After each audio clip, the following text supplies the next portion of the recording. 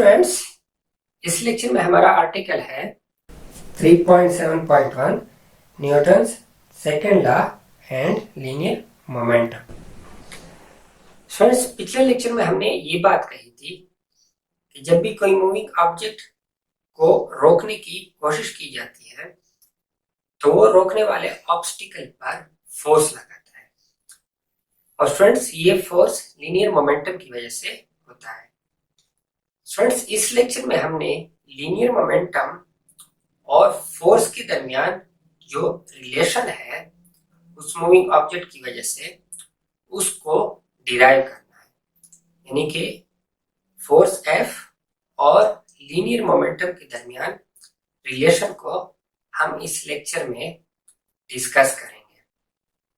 So students, topic है 3.7.1 Newton's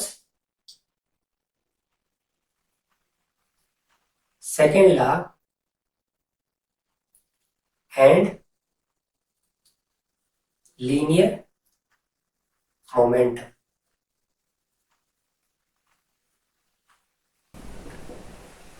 friends, Newton second law of motion से हमें मालूम है कि force is equal to ma। और स्टूडेंट्स, हमें ये भी मालूम है कि acceleration is rate of change of velocity, therefore F is equal to mass into rate of change of velocity। तो फ्रेंड्स, इस रिलेशन को इस तरह भी लिखा जा सकता है कि F is equal to delta mv, यानी कि mv को ब्रैकेट में लिख लेते हैं और डेल्टा को बाहर निकाल लेते हैं इनटू डेल्टा t। अब स्टूडेंट्स, हमें मालूम है कि mv is equal to linear momentum. So friends, mv की जगह हम लीनियर मोमेंटम यानी कि p को पुट कर लेते हैं। Since p is equal to mv। So students, यही रिलेशन है जो कि लीनियर मोमेंटम और फोर्स के दरमियान यानी कि सेकेंड लॉ ऑफ मोशन के दरमियान रिलेशन को रिप्रेजेंट करता है। स्टूडेंट्स,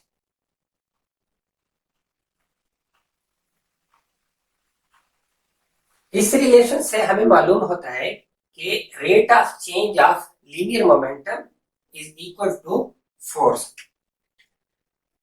जबकि स्टूडेंट्स, पहले हमने Newton second law of motion से ये सीखा था कि force is equal to mass into acceleration, यानी कि फोर्स मास इनटू एक्सेलरेशन के इक्वल होता है। जबकि यहां पर हमने ये प्रूव कर लिया, ये डिराइव कर लिया कि force is equal to rate of change of linear momentum. So students, Newton second law of motion की ओरिजिनल स्टेटमेंट भी यही है कि rate of change of linear momentum is equal to force. जबकि F is equal to ma, ये definition भी Newton second law of motion के लिए इस्तेमाल होती है।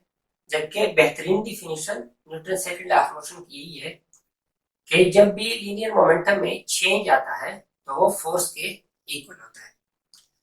अब फ्रेंड्स, इसको मजीद समझने की कोशिश करते हैं। फ्रेंड्स, जब भी कोई मूविंग ऑब्जेक्ट मूव करता है और उसकी कोई लीनियर मोमेंटम होती है तो वो जब बैरियर से टकराता है और उस पर फोर्स लगाता है तो ये बात वाज़ेह है कि उसके लीनियर मोमेंटम में चेंज आ जाता है, यानी कि फौरन उसका लीनियर मोमेंटम कम हो जाता है या जीरो हो जाता है और उसका लीनियर मोमेंटम फोर्स की सूरत में ऑब्जर्व कर लिया जाता है। So rate of change of linear momentum, या जैसे ही लीनियर मोमेंटम यानी कि कोई मूविंग ऑब्जेक्ट बैरियर से स्टॉप किया जाता है तो उसकी मोमेंटम में फौरन ही चेंज आ जाता है।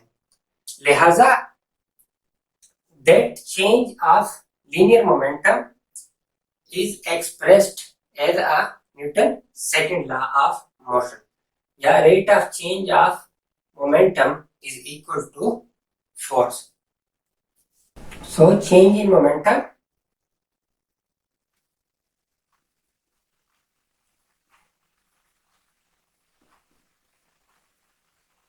is expressed as Newton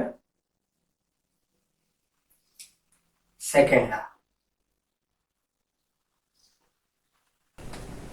So friends, इस लेक्चर में हमें मालूम हो गया कि जब भी मोमेंटम में चेंज आता है या rate of change of momentum Newton second law of motion को रिप्रेजेंट करता है, यानी कि rate of change of momentum is equal to force, जो कि Newton second law of motion की ओरिजिनल स्टेटमेंट है।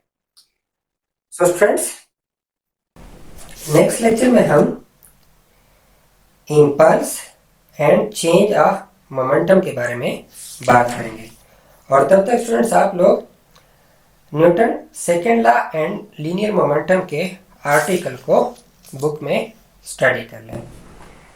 फ्रेंड्स, अभी तक के लिए इतना है।